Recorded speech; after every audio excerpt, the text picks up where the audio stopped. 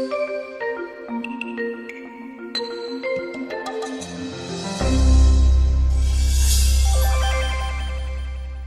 I'm Teri Kollath. I'm here today with Professor Adrian Kerr, our favorite historian. And this class we're going to talk about is going to take us through the story of India. Thank you for joining me, Adrian. Thank you, Teri. It's always a true pleasure to come to Shell Point. Well, we haven't had you on TV for a while, and it's about time we have, because it's interesting to talk about India in the world today, isn't it?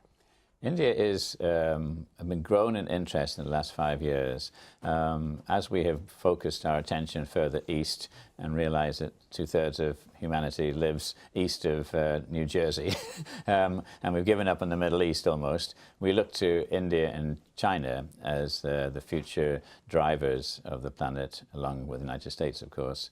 And so India has come to the top of the pile in terms of interest. Tourism to India is huge. It is, after all, the world's largest democracy, and we can talk about why that is. In a nutshell, of course, democracy doesn't just happen. You can't force democracy on Afghanistan or Iraq or other countries like that, because they have no tradition at all of democracy.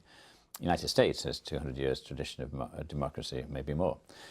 400 if you look back far enough. And when the Brits ran India for the best part of 200 years, they introduced bureaucracy, railways, telegraph, hospitals, schools, but they also forced India to consider only one future politically, which was democracy. And it stuck because Britain ran India for long enough that it's now in the DNA of Indian people. So it takes that length of time. So our hopes of trying to get Afghanistan to become a true democratic country, that's a long shot. So India is the largest democracy, and some of these people will travel 3 or 4 weeks on foot to vote. And we complain about an hour waiting outside the voting office here. Unbelievable. There's so many things that are unbelievable about India. I mean, the vastness of it, the extreme poverty, the fact that technology is kind of rooted there. I mean, what extremes. It is, and it puts quite a few people off. You can fly into Mumbai, and on the left as you go out of the city towards the airport, from the beautiful downtown parts of colonial Bombay. When I was living there, it was called Bombay. Then you see lovely penthouse suites overlooking the bay, as nice as Monaco and Los Angeles, and anywhere you could think of in the world, and they sell for 2 bedrooms for $2 or $3 million, American dollars. And you have the uber rich, the Bollywood people, the Tatars of this world, and many, many other superbly rich families who have been running India from a commercial point of view for probably over 100 years, and they have traditional wealth. You carry on for another 5 or 6 miles and you enter Slumdog Millionaire world, and there's 15 million people live in Mumbai, and 3 million live in absolute squalor. No running water, bathroom is outside the door, no electricity, you live off scraps, you're begging, criminal activities, and of course they scrounge around the heaps of trash that are dumped in India looking for something to eat or sell. What amazing dichotomy, just unbelievable. Well, the story of India, one of the things we love about having you come to teach is that we don't focus on memorizing things for a test, but we focus on how it all began, and you take us from the beginnings all the way through to today. And session 1 is how it all began. Yes.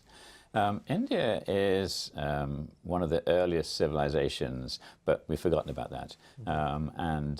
If I said to you the largest civilization on the planet around about 2000 BC was not Egypt, was not Mesopotamia, was not China, it was on the Indus River, which is now in Pakistan.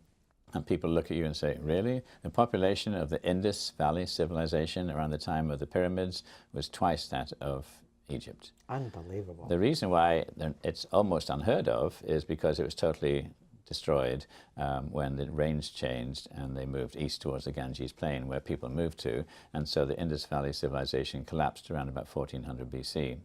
And furthermore, they built all their cities out of mud brick, which after 1,000 years of torrential rain dissolve.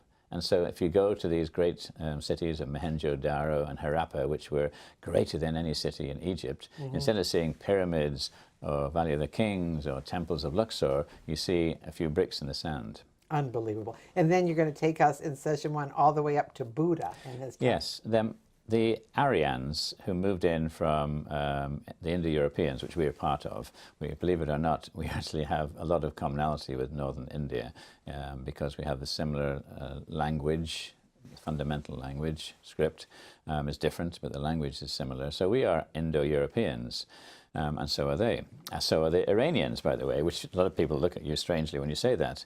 But they moved in from the Caucasus around about 15 to 1800 BC, and they dominated northern India. And so the people of northern India are very different from the people of southern India, who are Dravidian, and they didn't have very much mixing. You can imagine northern India is a thoroughfare where everybody and their brother wants to dominate it, steal from it, conquer it, or just live there. Southern India is much harder to get to, much harder. Chennai, for instance, Madras as it used to be, is a long way south of the Ganges. So that never had the mix, and those people are closest to what our ancestors were when they left Africa.